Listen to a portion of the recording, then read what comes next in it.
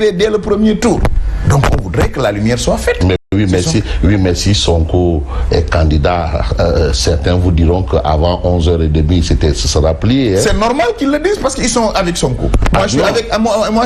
Non. Chacun dira que son candidat est meilleur. Et c'est ça la démocratie. Mais non, mais est-ce qu'un candidat qui ne peut même pas gagner les parcelles d'Assedi peut battre un candidat qui gagne Ziguinchor et qui fait même gagner d'autres localités à d'autres partis et qui peut parrainer, comme vous l'avez dit tantôt, qui peut même parrainer 2 à 3 candidats? Qui est ce candidat? Mais je parle d'Ousmane Sonko. S'il est candidat. Oui. Tu me dis qui ne peut pas gagner les parcelles Asseni? Ah, mais je parle d'Amadou Ba. Amadou n'a jamais été candidat au parcelles Asseni. Mais oui, mais il a été là quand Beno avait un candidat au parcelles Asseni. Oui, mais il n'a jamais été candidat des parcelles Asseni. Et encore mieux, l'appareil derrière Amadou, pour moi, très humblement, il n'y en a pas un candidat qui a le 10e de ce que Amadou a en termes d'appareil, en termes d'équipe pour l'accompagner, pour gagner. Parce qu'il a un bilan à défendre. Il a des propositions d'amélioration de ce bilan. Je ne vois pas parmi ces candidats qui en disposent autant. Ah, Moussa Diakhaté, Sonko est populaire. Très populaire. Immensement très populaire. Je l'accepte, très populaire. Je n'en doute pas. C'est une foudre de guerre électorale. Je n'en doute pas. Dire que Sonko n'est pas populaire, c'est de la mauvaise foi. Oui. Mais jamais l'ex-Pastef n'est allé à une élection. Jamais. Mais oui, mais ils sont allés déjà en coalition. Et à une première tentative, ils ont eu 15%. Oui. Mais entre-temps aussi, ils ont créé un équilibre au niveau de l'Assemblée. Prenons les résultats des dernières législatives. Oui. Faites le ratio en termes de poids. Vous vous rendrez compte? Moussa Diakhaté, vous faites dans des calculs d'épicier là. Non, pas de calcul d'épicier. J'évalue par rapport. Tu me dis que Sonko est populaire. Je dis oui. Il est populaire. Oui. Je suis d'accord. Il a un électorat. Je suis d'accord. Mais je te dis que l'électorat que nous avons, le bilan que nous avons, nous permet d'avoir une victoire dès le premier tour. Parce que n'oubliez pas que nous, les politiques, nous ne faisons pas 5%.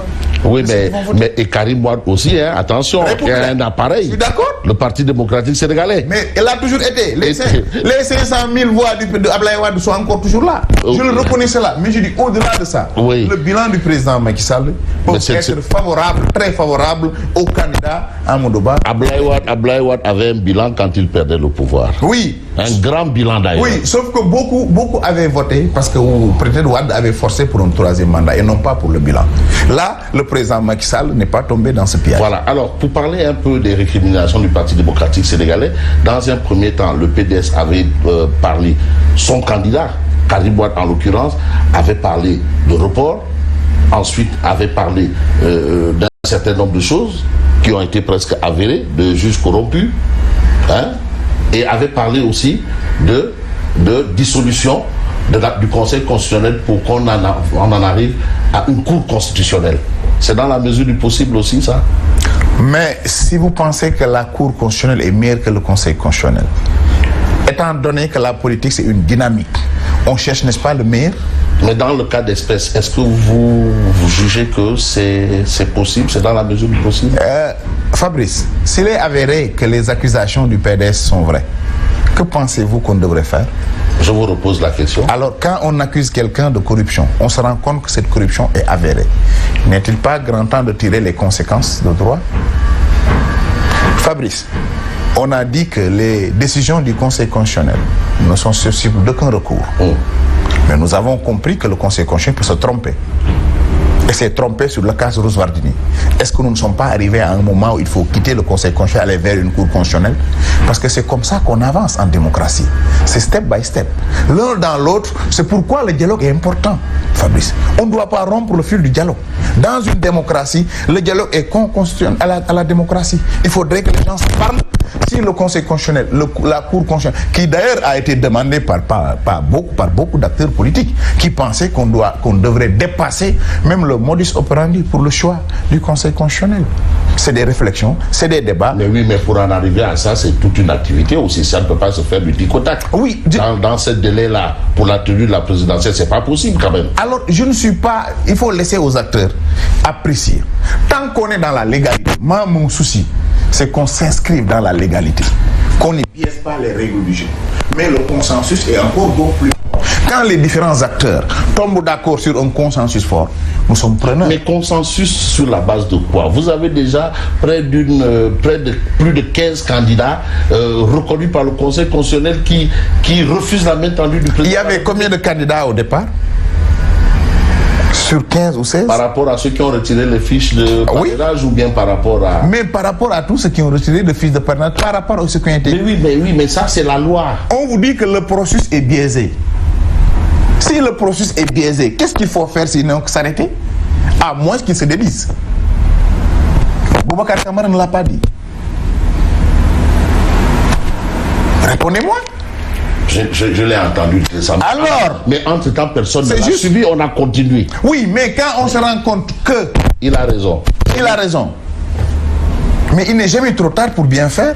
Maintenant, pour moi, c'est le sens même du dialogue.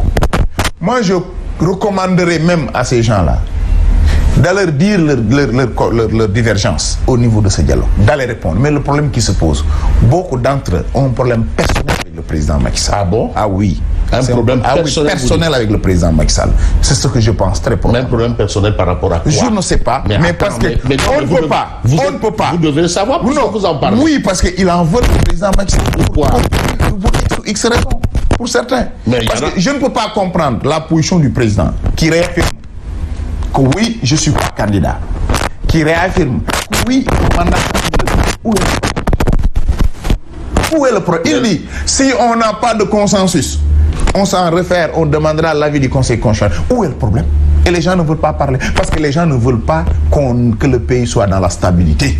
Il y a des lobbies forts derrière qui veulent déstabiliser ce pays. Et moi, je soupçonne beaucoup de personnes qui s'agitent aujourd'hui là d'être derrière. Aussi bien dans la société civile, aussi bien non, mais la société civile, elle ne demande que la tenue des élections avant le 2 avril. Oui. Mais où est le problème? Mais je dis, pourquoi est-ce que vous pensez qu'ils seraient à la solde de lobbies voulant déstabiliser le Sénégal? Mais parce que c'est leur attitude de tous les jours qui le montre. Et encore une fois, permettez-moi donc sur le 2, le président a dit si on s'accorde, on peut le faire avant le 2. Donc leur demande n'est pas exclue de ce que moi j'appelle cette commande du dialogue. Pourquoi ne pas venir le défendre? Pourquoi vouloir coûte que coûte faire croire qu'il y a la tension, faire vouloir passer le président Macky Sall pour un démon, pour un antidémocratique? Parce que c'est fait à dessein. Fabrice, il faut que les gens parlent. Vous n'êtes pas d'accord dans ce que je dis, venez le dire devant les Sénégalais, qu'ils sachent.